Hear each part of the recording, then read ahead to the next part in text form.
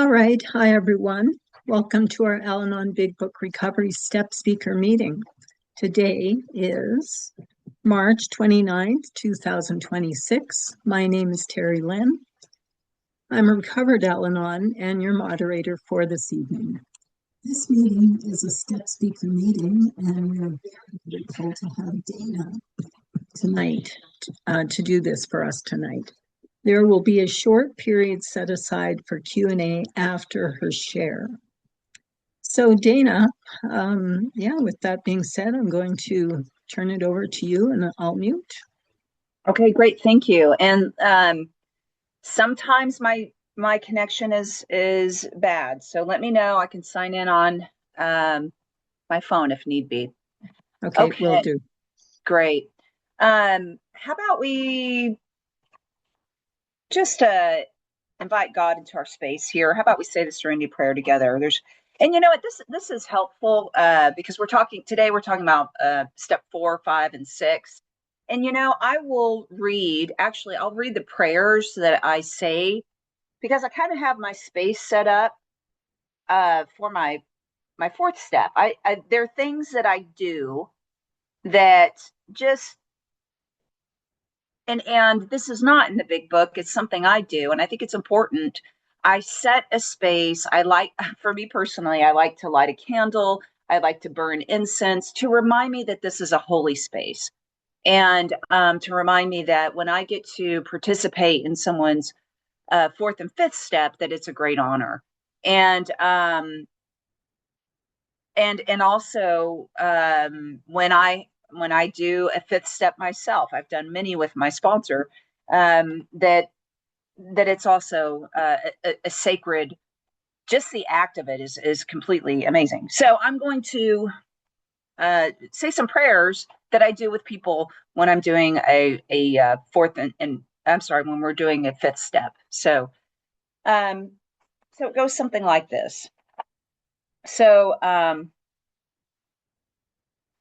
God, please put my pride and ego aside, align my will with yours, speak through me, give me the words to say, and correct my words in whoever I'm doing a fifth step with, their ears. And let your will be done for myself and for the person, Susie Q, who I'm sponsoring and doing a fifth step. So please let your will be done for me and for Susie, as well as and let this relationship be what your will would have it be, and let us both know the truth, and help us both to set aside everything that we think we know about ourselves, this illness, these steps, this program, and especially you, God, for an open heart and a new experience with ourselves and with all of these things, and especially with you. And then I say a prayer, they say a prayer, and then we say the Serenity Prayer together. God, grant me the serenity to accept the things I cannot change, the courage to change the things I can, and the wisdom to know the difference. Okay, so we talked about steps 1, 2, and 3 in the last recording, and usually what ends up happening, because I've gone through Step Speaker a few times, I end up going through steps 1, 2, and 3, and then I end up spending 30 minutes doing it. So I am literally just going to read it. And that's it. Because, for whatever reason, I start going off on that. And step 1 is that we admitted we were powerless over alcohol and that our lives become unmanageable. It's amazing and you can listen to the first recording to really take a deeper dive into that. But I always find it interesting that codependency, so there's other codependent programs, they're the only ones that have the same step 1 as the addict. Isn't that interesting? And it's because, so this is Al-Anon. We have relatives that, or loved ones whose drinking is a concern. There's also other programs like Drug Addicts Anonymous. There's codependence of sex addicts, codependence of gamblers, codependence of just codependence in general. But it's interesting that that person that is attached or codependent with the addict. They have the same step one. And why? So the alcoholic is obviously powerless over alcohol. They obsess about it. They lose control once they start to drink. I don't lose control like the alcoholic does, but I obsess about the alcoholic who loses control. So I'm thinking and worrying about everything that they do. I'm thinking and plotting how I can control, manage, control and manage. I can't remember what the other one is at this moment, but I'm sure people are saying it. Anyway. I'm trying to think how I can fix this thing, fix, control, and manage. Thank you. And that is it. And some people think that, well, I don't live with an alcoholic. I don't think about their alcohol. Yeah, but you're thinking and obsessing about this person. Now, here's the funny part. Not funny, but let's say that, okay, let's say that you're not thinking and plotting and worrying about an alcoholic, but you have it in your family line. It's wild if we don't have that obsessive tendency, then it permeates in every area. So then we're obsessing about our boss. We're obsessing about our coworker who blinked and looked at the floor, and we know it's about us. Or those sort of things happen, and it's ultimately, of course, we are powerless over alcohol. That's why we're here. But the indicator is the inability to stop thinking and worrying and just totally zeroed in on somebody. And that is part of the fix, control, and manage, of trying to manage our image. I mean, the worst part of, at least for me, the worst part of the illness and how it manifested was me getting in the brain of someone else and doing image control. That it was so important for me to be in the brain of somebody else, and that my image, what they thought about me. I mean, I'm literally like jumping in their brain going, I wonder what their image of me is, as if like who has time for that? Well, apparently I did. And that's a lot of brain space and a lot of thinking and a lot of plotting. And also you can see how that would create a lot of problems, because I'm projecting me on a situation that's me, and then me is trying to solve me. It's so it makes sense that there is a program for someone like me. Came to believe that power greater than ourselves could restore us to sanity. It was so amazing that my sponsor was very clear about the problem, and she could see the inner workings of my mind. When I would try to jump into her brain and do the image control stuff, never worked. She was like, because she knew it. She did it. She's like, stop that. She didn't say it like that, but she was like, ah, ah, ah, ah, ah. Usually my image control was to be A++ student. Or my other image control was to project onto someone else, like, oh my gosh, that person over there, they're not as good as us. I mean, you know how it goes. But that was all a matter to control the fact that within myself, I didn't feel okay. Within myself, there was this empty hole in my heart for whatever reason, that I needed to fill with people's actions and their thoughts of me. And boy, you get an alcoholic in there, which there are many around me. I'm thinking I can help them. I'm thinking that the reason they're upset, or I'm sorry, the reason they're suffering is because of me. The reason, weird vibe. I've had loved ones that just walked in the room and the room was like, it was just like all the plants and just like wilted. That's what alcoholism does to a person, especially not chronic alcoholism. A person is pretty miserable. And I mean, it's like they'll walk into a building and all the plants just wilt. And I used to think that was my fault. So coming to believe was through the hope of someone else who'd been where I'd been and kind of and knew the workings of my mind, and because they had it and they gotten better. So I got some hope. And then I I didn't have anything left to do. I was so confused and crying and obsessive and not knowing that the funny thing is when you're obsessive, you don't know you are. But you know that all your bank, and I mean spiritual bank, that there's something, you don't know the wording for it, but you know that your well-being bank, and I call it your spiritual bank, is totally dependent on everybody else's deposits. And man, when I depend on everybody else to deposit for me, that is a nervous way of living. And because let's think of this literally. So literally, we all have to have some level of currency. I know we have different folks from different, maybe it's dollars, maybe it's pounds, maybe anyway, we all live on a system of currency. And imagine all your currency is based on this person over here, whenever they're going to deposit, and this person over here. And that is a very unstable way of living.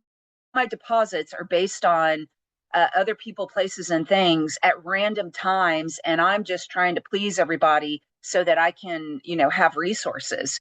So that is literally what it's like when I am not connected to this power that is going to take care of all my concerns. So it is a great feeling that I'm very clear of what my bank is and what resources fuel me today, and that it's coming from this larger source. So I'm not walking around trying to negotiate with everyone so that I feel okay. I know that my bank, if I do certain things, which is this, I'm going to have what I need. It's a much easier way to live. And anyway, going to step 3 is making a decision to go through the rest of this program. Now, we haven't actually done anything just yet. We've made a decision. And I don't know if you did this, but I did. When I took my step 3, my sponsor had me, we were at, I know the exact restaurant. It was in Irving, Texas. We met at La Madeleine. Anybody know what La Madeleine is? But we met there. We were sitting there talking. And then she goes, and she was qualifying me. And she goes, you know what? And asked me a few questions. I learned what those questions were. It was kind of a blur at the time, but now I do it with folks. And she asked me if I was willing to follow directions and follow her directions and follow the big book. And then she goes, okay, well, let's, she didn't say it like this, but I'm pretty sure it's what she meant. She was like, okay, well, since you're going to follow my directions. And again, she didn't say this, but allegorically, she goes, okay, well, you're going to follow my directions. Let's go in the back meeting room there and get on our knees and pray. And I was like, what are we doing in a restaurant? Are you kidding me? And I was like so embarrassed and like looking around. Do I know anyone? And I don't know. That's not something you have to do, but when I take people through the steps, I do the same thing. I have taken people to the Starbucks bathroom and go, okay, let's put some tissue down. We're going to get on our knees and pray. And it's an outward demonstration of our inward surrender. That's what Cliff used to say all the time. Outward demonstration of our inward surrender. It's kind of one of those things. It's like, man, the way I'm living and the way my brain is just all over the place. Who cares? I'm getting on my knees and I'm as an outward demonstration. Fine, I'll do it. And anyway, it's just I thought I'd just share that. If you haven't had the opportunity to do that, it's quite interesting. So now we're actually gonna get down pen to paper. It's actually pen to paper. And I want to read on page 62 why we do this thing. It says that selfishness and self-centeredness, that we think is the root of our troubles, driven by 100 forms of fear, self-delusion, self-seeking, and self-pity. We step on the toes of our fellows and they retaliate. Sometimes they hurt us, seemingly without provocation. But we invariably find that at some time in the past, we've made decisions based on self, which later place us in a position to be hurt. Now, this is what's wild. This little part here. Now, I haven't talked about the 4th step. I've kind of jumped ahead. The reason we do the 4th step is to prove that this is true. And there have certainly been, I have been in 5th steps, and sometimes I mix up 4th and 5th. So the 4th step is what the protege does And we all have done it. I did it myself, and from time to time, I will do it again with my sponsor. And it's not a requirement. It's something I do when my ego builds up or there's something that's rattling in my brain that I'm having a hard time letting go of. Again, not required, but my sponsor is very open to. I'm like, hey, I am not. There's this little situation at work that I'm mad about, and I'm just having a hard time letting it go. Boy, I'll do an inventory, and that sucker is taken care of. And that's not every time, and it's not a requirement. But someone like me, I kind of have to clear it out. I've been doing it for several, I've been with my sponsor over. We're working on 15 years, so yeah. Sometimes you got to go back and clear out the moldy bread and sour milk that you kind of missed. It was kind of in the back. You kind of went, whoops, missed it. But anyway, when we're working with folks, they're going to come down. The fourth step is what the protege writes down. The fifth step is what we sit there together with. And we're proving that this statement is true. And where I was going with this is that I've been in fifth steps where, I didn't know what to say. In the beginning, my sponsor was really great, had all these notes, and I would go through the notes and go through the book. I mean, really, that's how you start. You just kind of go mechanically, and then things just start flowing naturally, and you're like, wow, this is kind of cool. And that's why this is wonderful. You start to see the things that you've learned by teaching someone else. That's 12 step. We learn by teaching, and I'm sure if you haven't done it yet, it's worth it. And I'm sure others who have sponsored go through this. Whoa, I didn't know that was in the back of my brain there. Wow, thanks God, appreciate that. And again, that's why we do this thing. It shows us that, hey, in this, oh, sorry about the dog in the back. In this process of life, no one ever said life was going to be easy. I mean, and it is. It's working and kids and stuff. It requires some energy. But there is something. So we're not guaranteed that life is easy. Is my point. But man, it is really nice to know that there is a system where we get this big deposit, and as if we work for it. So there's a caveat there. Okay, so there have been fifth steps that I sat in where I went, oh man, I don't have this experience, especially where really awful experiences that just break your heart, where I don't have practical experience on this, and that's okay, because we'll see when we do this work that we get with the right people at the right time, and we're acting as a conduit. So remember that bank account that I told you, that's how I continue to get deposits. In return, I'm going to help God's kids. So that's my job. When they say that we have a new employer, that's it.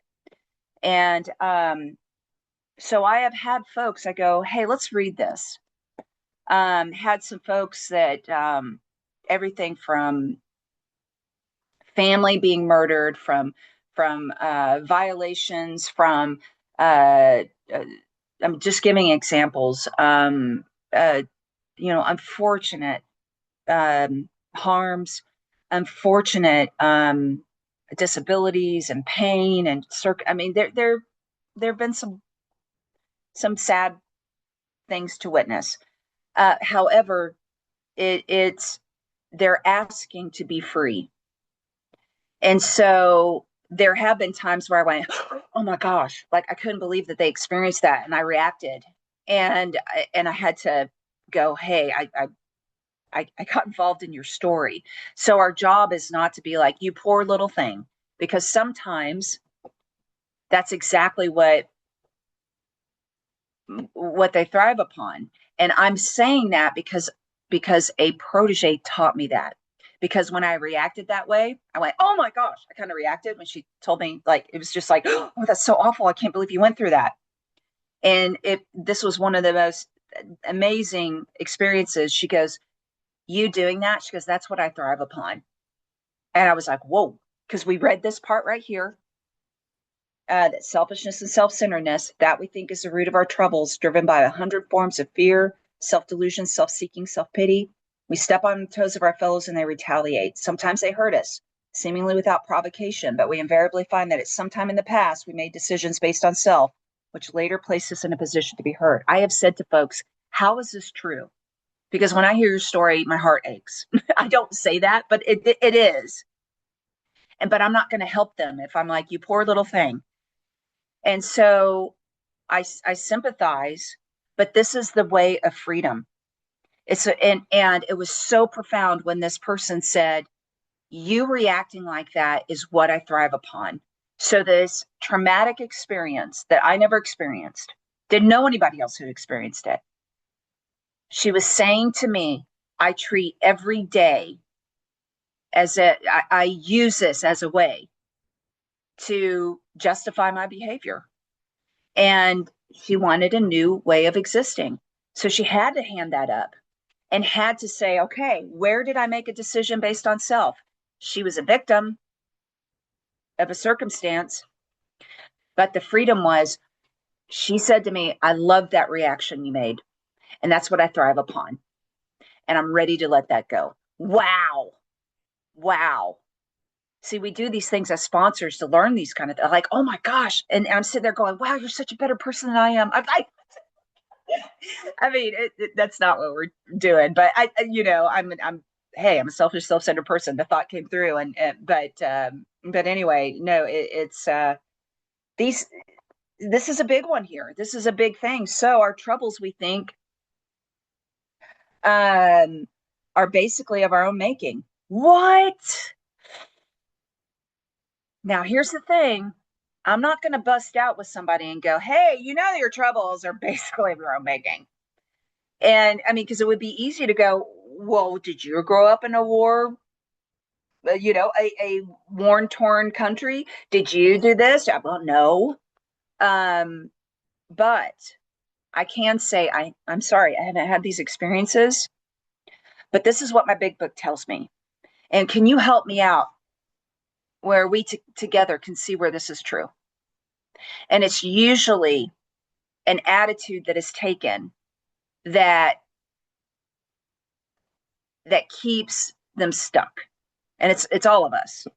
We all do that. So, but before we can get to this part, we have to do a fourth step. And part of this is they tell us here, they say, this is the how and the why of it. First of all, we had to quit playing God. And I'm gonna back up, because this is on that's page, it's the 60s. It goes into our selfishness and self-centeredness. And this is more step 3, but we have to do this to really get into our fourth step. So our troubles, we think, are basically of our own making. Now, I'm probably not going to be able to understand this until I do a fourth and fifth step. Because if I could understand this at this point, I mean, they're dropping some hard truths here. And this is technically at step 3. We're bleeding into or fading into step 4. And so if I could do this right now without doing a fourth and fifth step, then I don't need a program. And there's some amazing people that can do that. They don't have to do this. Isn't that amazing? So that's why I don't diagnose people. I don't say, there go, you're alcoholic, you're an Al-Anon, you're a code. I don't do that, because they might be having those troubles, but then come to a certain point in their existence and they're happy and free. They go, oh, you know what? They go on a trip, have a spiritual experience, or read a book, and they're happy and free. That was not me. And that's what's really important about when we talk about using the program of action outlined in the Big Book of AA for Al-Anon. We are a group of people that found that there wasn't enough of daily readers not enough meetings that could keep us from the thinking and the worrying and the plotting and making the stories up in our brain, getting out of the stories. They don't even have to be real. They tell us it can be made up and have equally as much of power. So those of us, my friends here, we had to have a spiritual experience. We had to uproot the tree. There weren't enough workshops, meetings, counseling, although those things have helped a lot of other people. I'm going to raise my hand.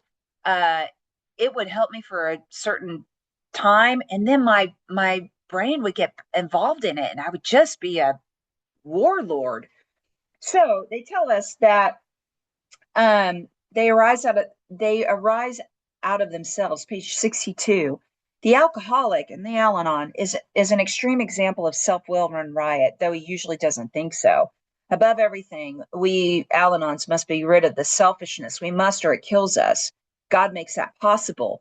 And there often seems no way of entirely getting rid of self without his aid. Many of us had moral and philosophical convictions galore, but we could not live up to them even though we'd like to. Neither could we reduce our self-centeredness much by wishing or trying on our own power. We had to have God's help. Okay, so an Al-Anon is a little bit different here when we say being rid of our selfishness.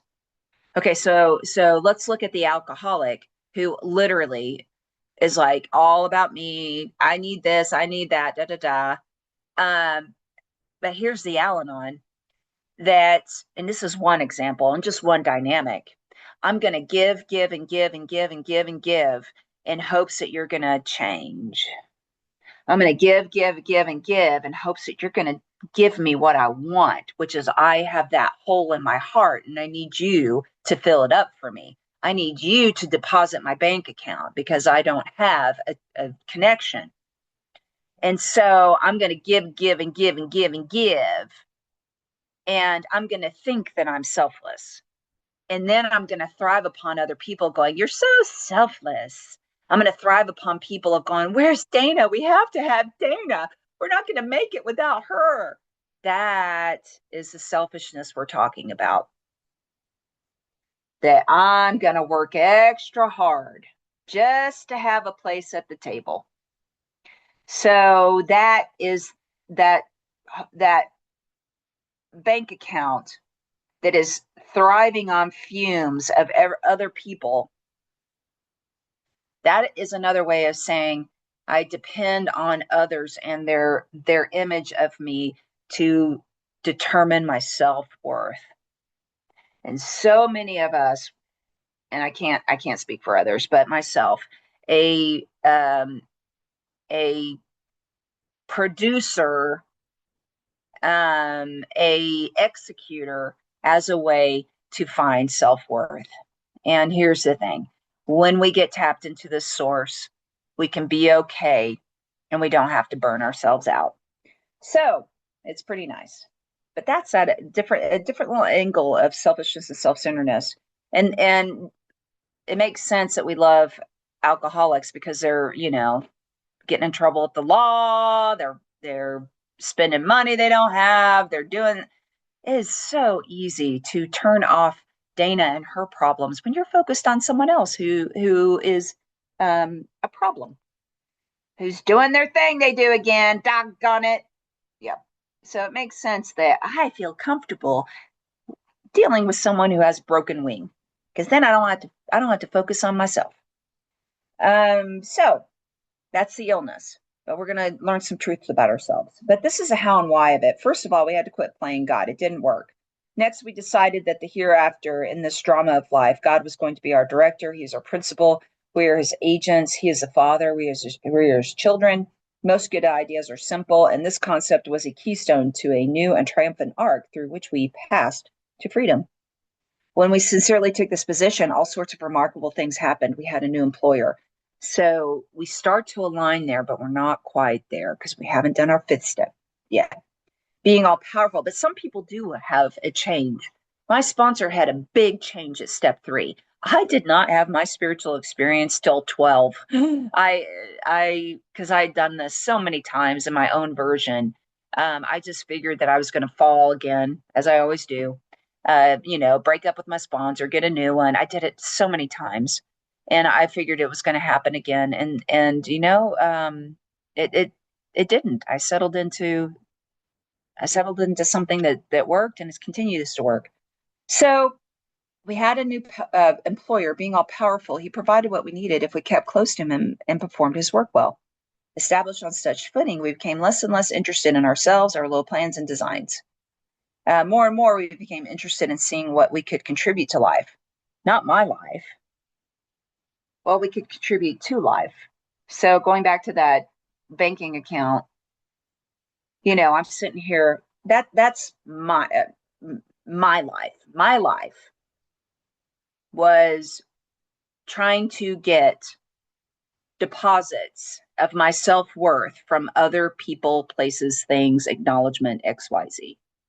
When we get tapped into, and when I think of this getting tapped into, and there's a difference between believing in a higher power and being tapped into one.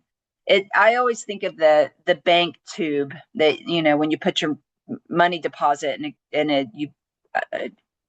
the little tube. And I know so many people are electronic, but for those of us that live in a small town and you still make physical deposits, you put it in the tube, you push the go, and it goes under the ground. I remember I was so fascinated about as a kid, like how that happened, how this tube goes from the car to the bank teller. But that's this, I visualize this tube, just straight up light of being tapped into this source, and that this source provides this amazing light that provides us what we need if we keep it. So that is life. My life is tapped into other people to fill life.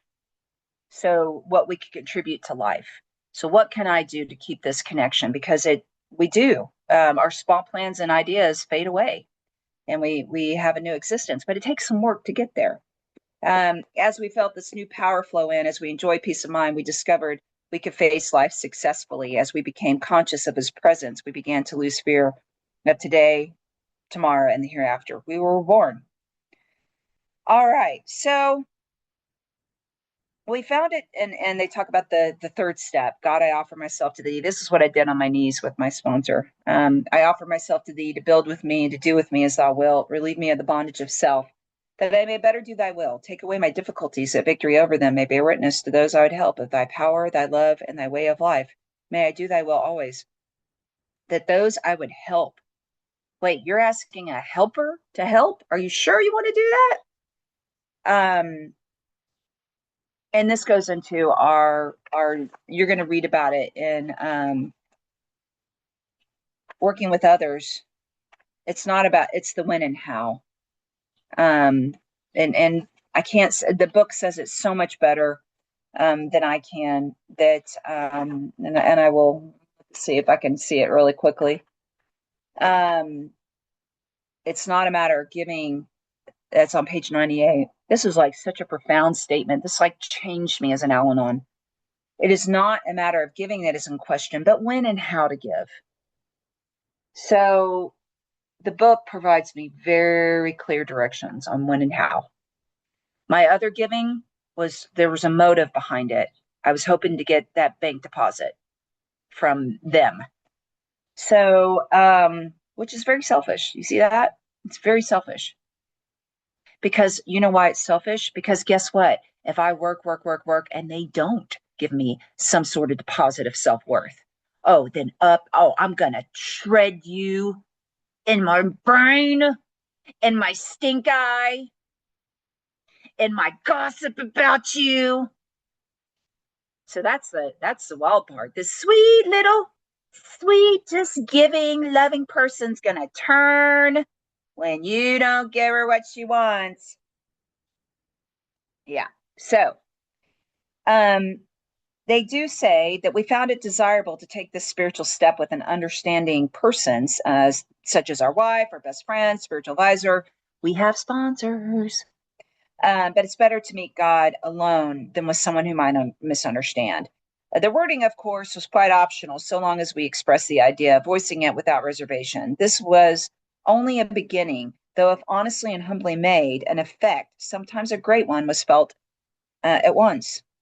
So, without reservation means reservation is that I'm not convinced of A, B, and C that they talked about.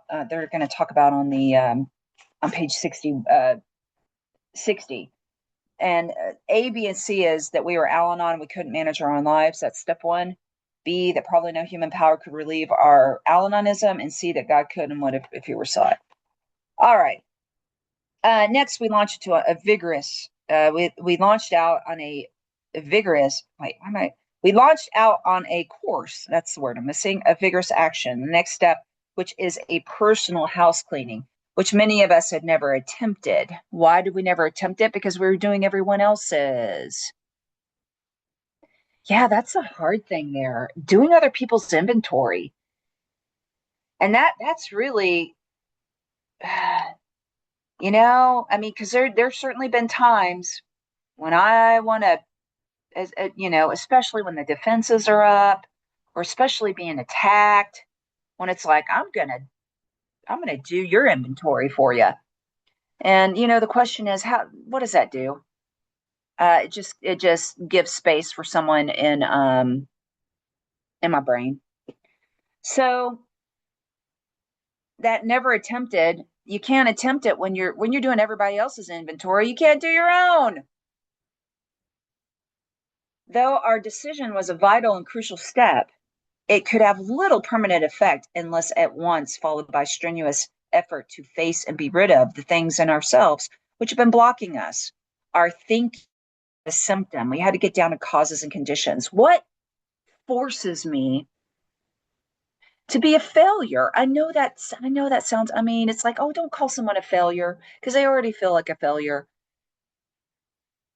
But I hate to say it this way. What makes me attach to problem people? What is that? Because that's my failure, is attaching to failure as a way to go, look what they did to me. What? Well, why are you? What a concept that an Al-Anon who has known nothing more than crumbs. That's all we've known. How vulnerable it is to say, for the first time in my life, I'm going to actually eat a full meal. I'm not going to disperse crumbs and have crumbs and say that this is okay. Whoa. See, because what can happen is, oh, you're being selfish. No, no, no, no, no. Hold up here. Don't we deserve a place at the table too? And that's not through me managing that by taking from others. Because that's the thing. I give everybody else the meal, hoping that, or depending on them. So I give them my meal. Now they have their own meal, granted, but I'm going to give them my meal because I want them to give back to me. And then they don't. And so I'm on this roller coaster of, I'm so generous. Oh, no, I'm not. I'm so generous. You owe me. I'm so generous. You owe me. This back and forth.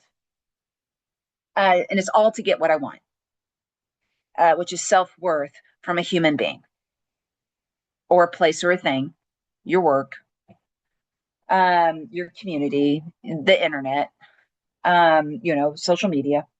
So what we do here, and it's vulnerable.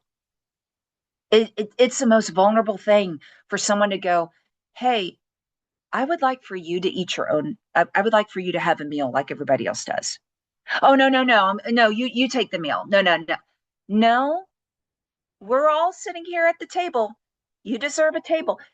That's amazing. Isn't that just wild? It's very different from the alcoholic who's like, yeah, whatever. Just give me whatever. I want what I want at the time I want it. But the Al-Anon's sitting there going, no, no, you can have it. You can have my meal. And then we recover, and it's like, no, actually, you get to have fed. You get fed too, because you're one of God's children too. And we go, oh, no, no, I can't. Yeah, because we know that when we give our food away, we're going to hold people hostage for that. right?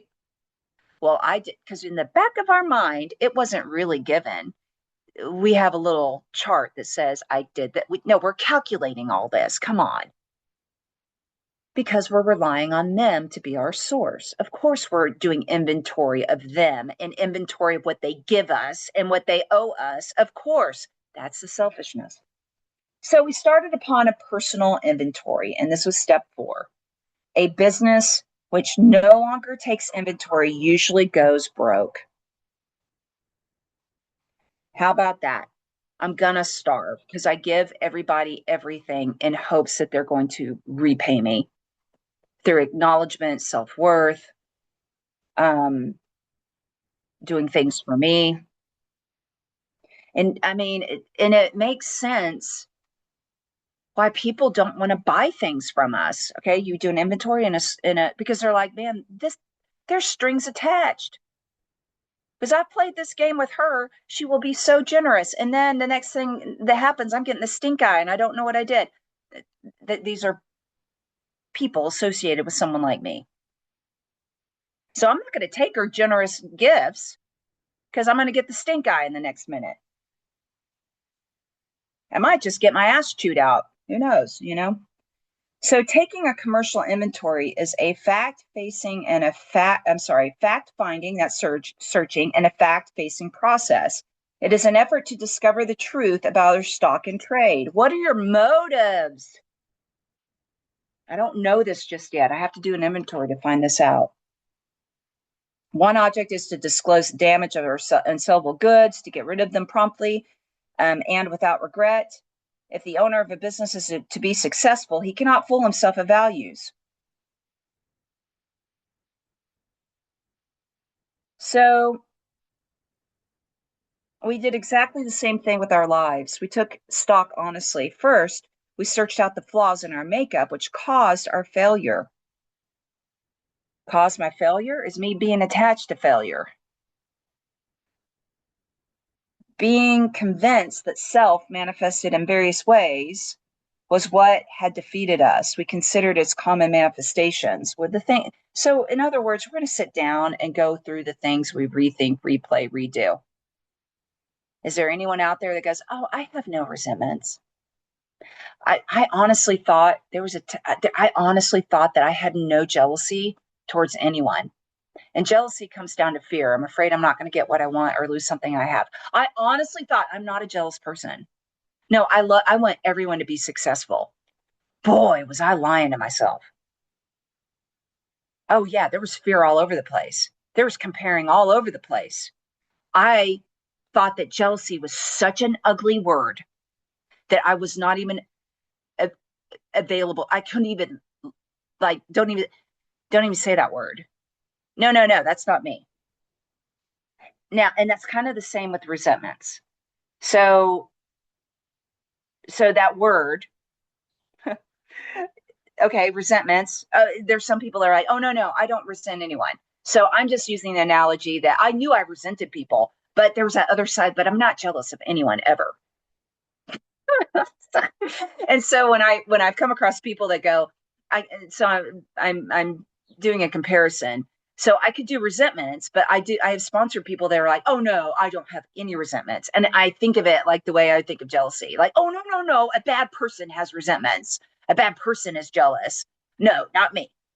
And so the way around that is to go, okay, we're going to do a fourth step and we're going to write down, okay, we won't say the word resentment.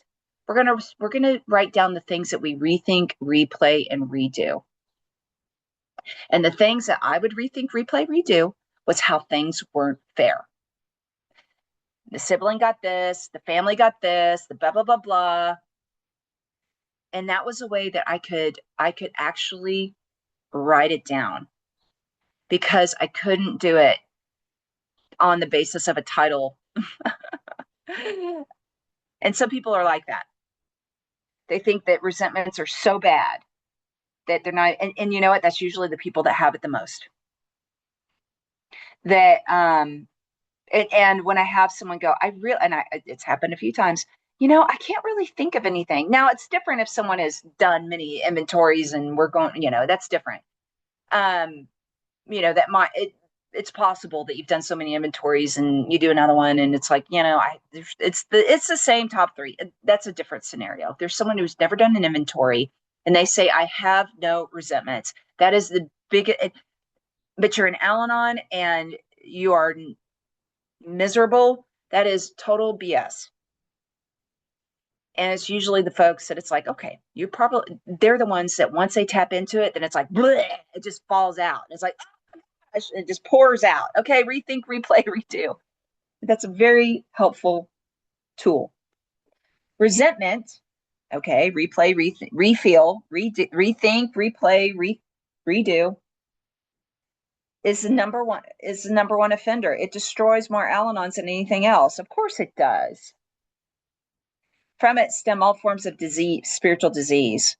For we have not only been mentally and physically ill, we've been spiritually sick. When the spiritual malady is overcome, we straighten out mentally and physically.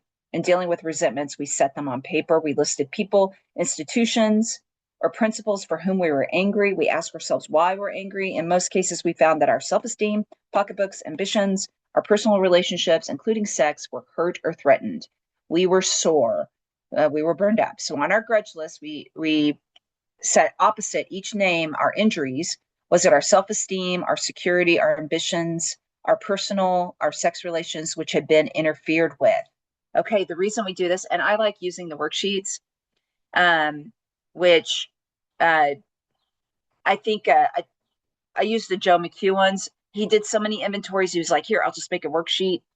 Now, the reasons we do this part that goes into our self-esteem, I didn't quite understand that third column. So the first column is your resentment. The second column is why you have it. And just a bullet point. We don't need a whole paragraph.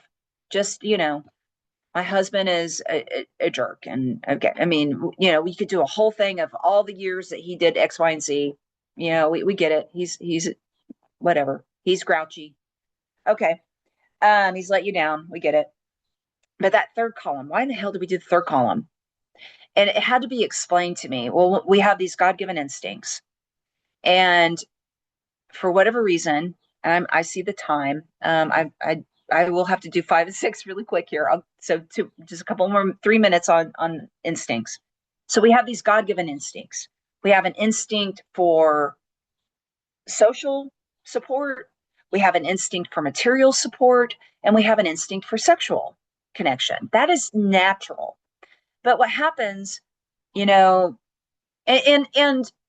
do believe that we are pure as young people with these instincts. And then as we, our families, the world, these instincts get spun around, and we take this tube that was connected to our creator, and then we start tapping them into people and places and things to do for us what our creator is meant to do. And so when and why we check what it affects, we do that to get this concept of what instinct is run amok here. And it's kind of another way of looking at this is many times I have passed an accident, going from one town to the next, and there's an accident, and I'm like, oh, that's why there's traffic. And it's like, oh, I hope everything works out okay. You drive past the accident and you go on with your life. Oh gosh, this slow down, blah, blah, blah. Now, what if you pass that accident and you see that it's your loved one? It's your mom, it's your daughter, it's your spouse. Then it's a whole other thing. Then, whoa, this accident impacts me. And then I'm like, I don't give a shit if you're getting late to work. I don't care.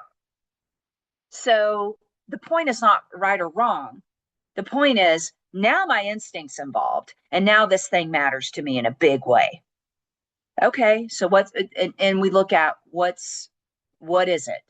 Your emotional instinct, your material, what's up?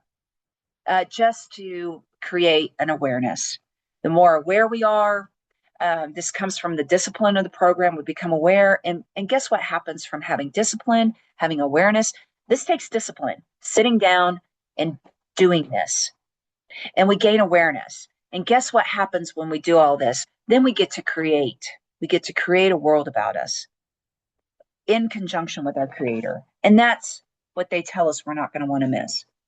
So, Hey, Dana. Yep. So that's 5 minutes. Got it. 5-minute reminder. Yeah.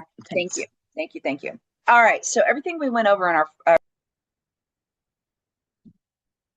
Oh, and then I muted you. Sorry. I'm muting me.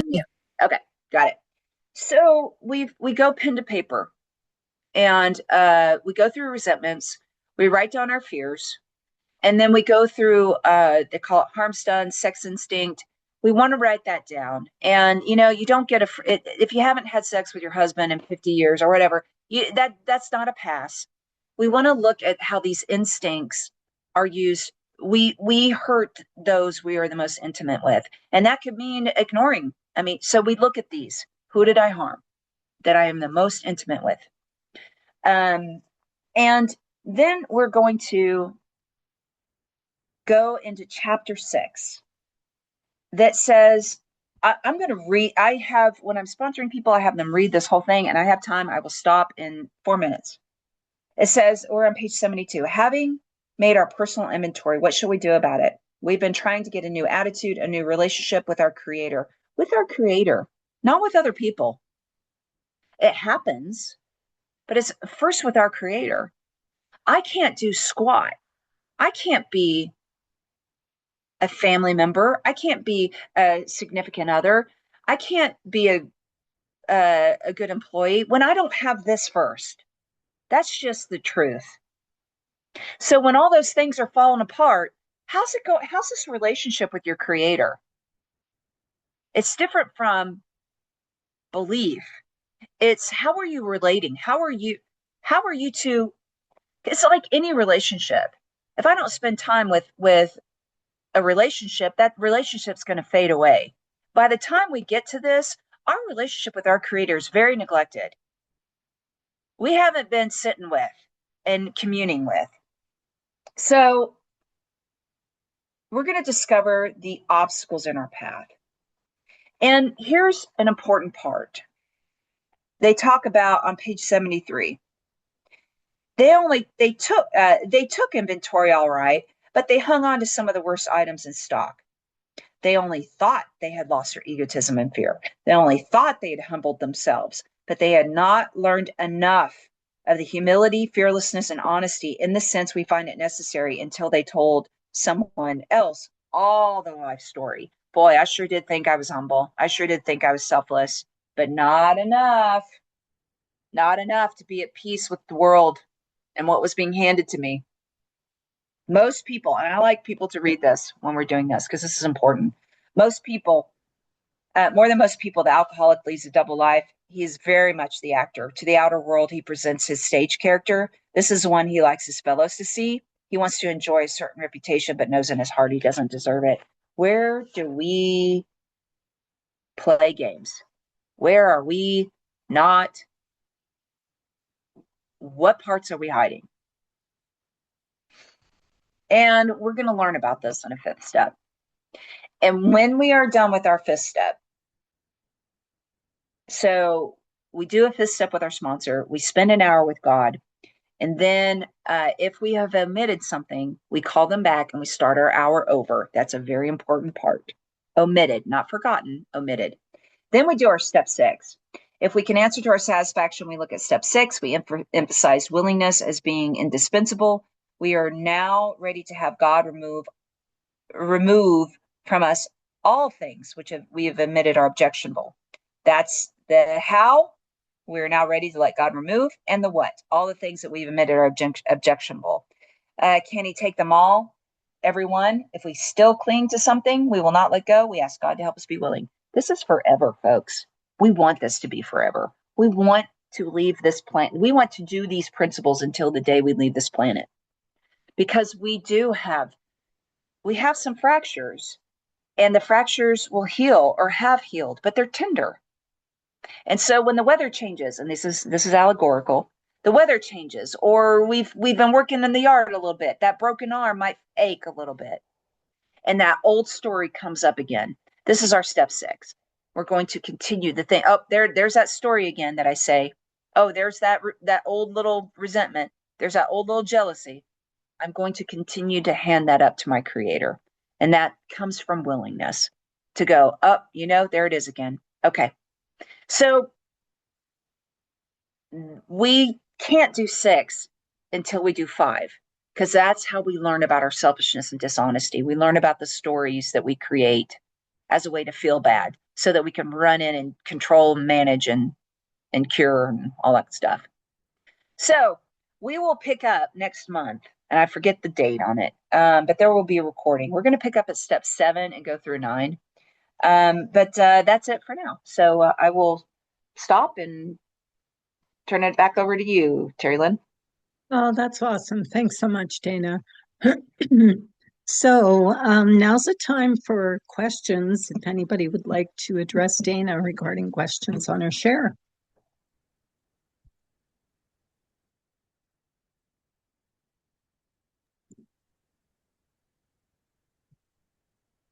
Any questions or comments?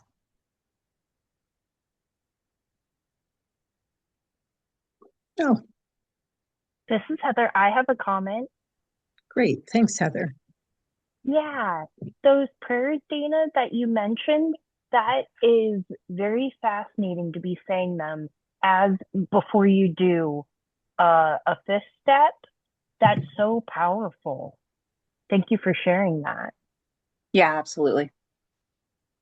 And I do those prayers before I share, to put and I find putting my pride and ego aside, speak through me, that helps me relax. Give me the words to say and correct my words in their ears. Because, things come out of my mouth. I'm like, why did that happen? So I pray beforehand. So that doesn't happen, so I go, all right, this is all you, God. Okay, thank you, Heather. Anyone else?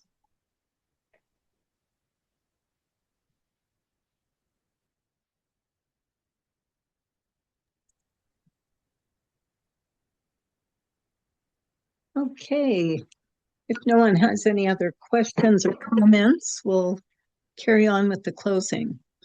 Our 7th tradition, every group ought to be fully self-supporting, declining outside contributions. This group does not have a payment structure in place and currently has no overhead expenses. If you would like to fulfill tradition 7, please send contributions directly to the Al-Anon World Service Office by visiting alanon.org. For questions about this meeting, or if you're looking for a sponsor, please send emails to alanonbigbookrecovery@gmail.com.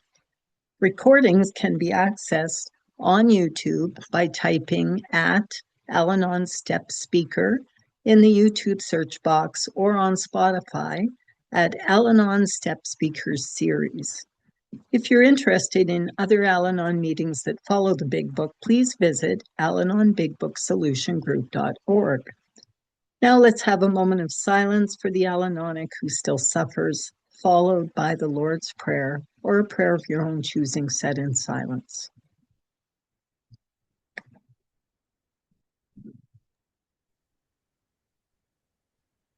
Our Father, who art in heaven, hallowed be thy name. Thy kingdom come. Thy will be done, on earth as it is in heaven. Give us this day our daily bread, and forgive us our trespasses, as we forgive those who trespass against us. And lead us not into temptation, but deliver us from evil. For thine is the kingdom, the power, and the glory, forever and ever. Amen. All right, I am going to end the recording.